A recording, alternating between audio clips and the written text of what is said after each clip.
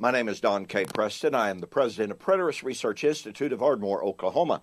We are continuing our study of the resurrection from the perspective and the relationship of suffering and martyrdom and resurrection. Do this because Paul discusses resurrection in 1 Corinthians 15, and he mentions his suffering for the cause of Christ. Likewise, Romans chapter 8, Paul said, I reckon that the suffering of this present time is not worthy to be compared with the glory that is about to be revealed. What was that glory? It was the consummation of the adoption that had already begun, and Paul called that glory, that adoption, the, quote, redemption of the body, Romans 8:23. So, in both 1 Corinthians 15 and Romans 8, we have Paul the Apostle putting suffering and martyrdom and resurrection in the same identical context. Throughout the New Testament, we find this motif of first century suffering, first century martyrdom. A host of words are used to describe it. Pathemata or thalipsis or other words that are used to describe the then ongoing persecution of the church, but the promise of the imminent coming of the Lord, the imminent judgment, and the imminent resurrection to give them relief, vindication, glorification, and resurrection. We've been looking at Revelation. No other book, honestly, ties suffering and martyrdom together with the day of the Lord, the judgment of the persecutors, and the coming resurrection more than does the book of Revelation. Now, very quickly, I want you to notice the following. Revelation 6, the martyrs under the altar crying out for vindication. That day of vindication would be the great day of the Lord. Revelation 6, verses 9 to 17.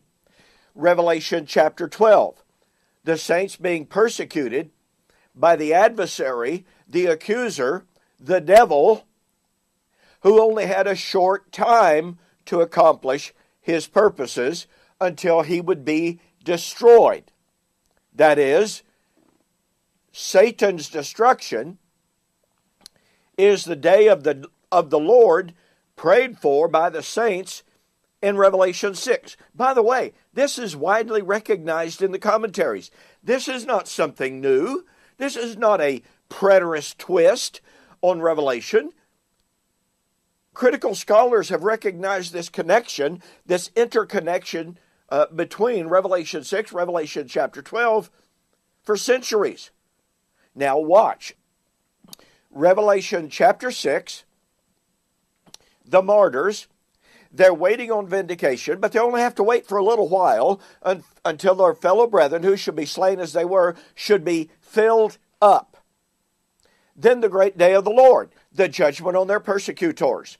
Revelation chapter 12, once again, Satan is the great persecutor chasing the saints. He is extremely angry because he knows he has only a little while until his judgment. Revelation chapter 17, Babylon, the great harlot, is holding a cup full of the blood of the martyrs and of the saints and the followers of Jesus. Judgment is declared on her, and it's coming in a very little while. The question, of course, is, who is Babylon?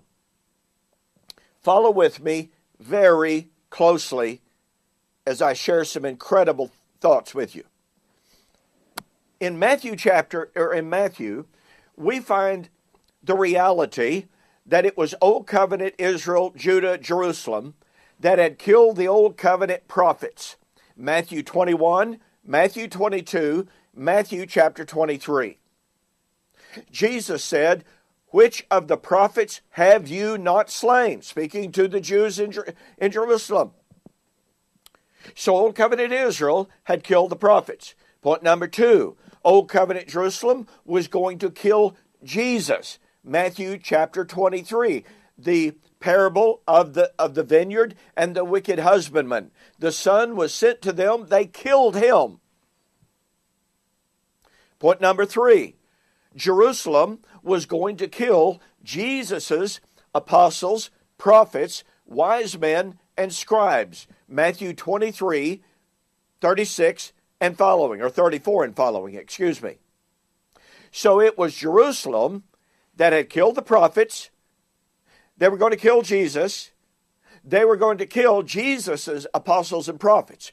In so doing, they were going to fill up the measure of their father's guilt.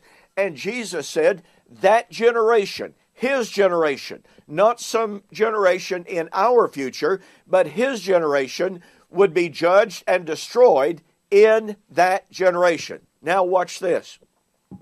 In 1 Thessalonians chapter 2, the Apostle Paul said the Jews had killed the prophets. They had now slain Jesus. And they were killing the apostles and the prophets of Jesus. Sound familiar? Well, of course it does. It's following the words of Jesus in Matthew. And Paul said they do fill up the measure of their sin always. Sound familiar? That's what Jesus said Israel would do by persecuting his followers in that generation. And wrath has come upon them to the uttermost. The image here is of a huge tottering boulder sitting on the edge of a cliff, and there's somebody down here, and it's going to fall and smash them. That's how imminent that judgment was. So we have Jesus identifying Jerusalem as the city that killed the prophets. They were going to kill him. They were going to kill his apostles and prophets, fill up the measure of their sin, be judged in that generation.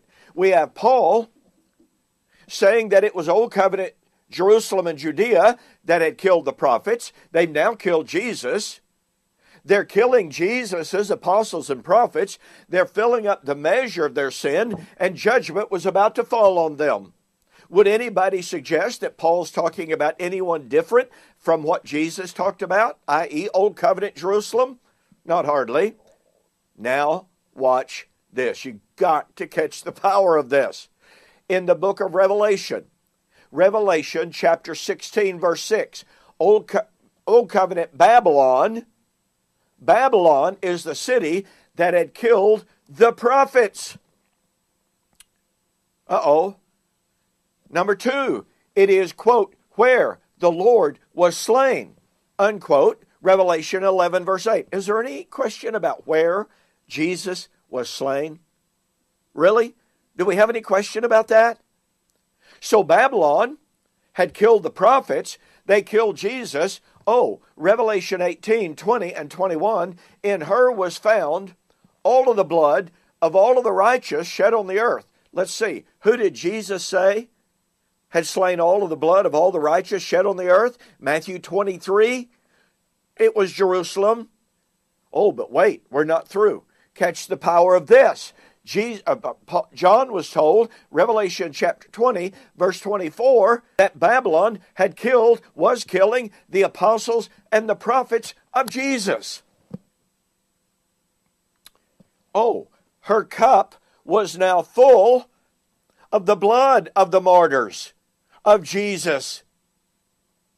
She is killing the apostles and prophets. Her cup is full. What's going to happen? Well, Jesus said what's going to happen. Behold, I come quickly, and my reward is with me. These things must shortly come to pass. Now look, folks, let me ask you this question.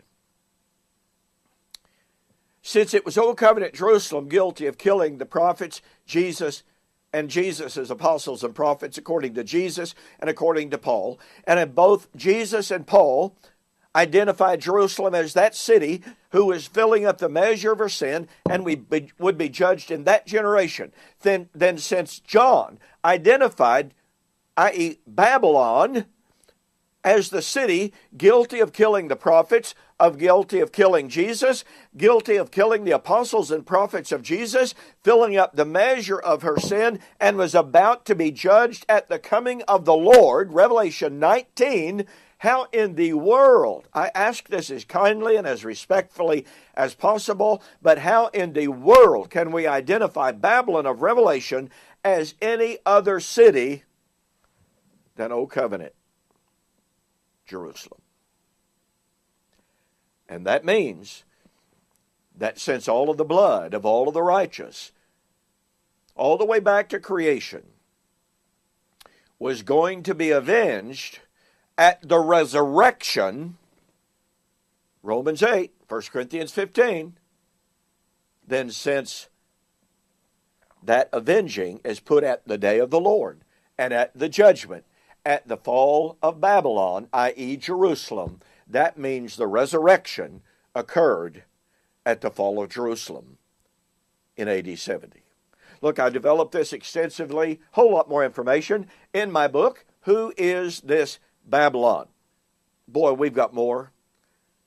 But really, honestly, I don't know how we can avoid the fact that all of the blood of all of the martyrs would be avenged at the day of the resurrection and the fall of Jerusalem in AD 70.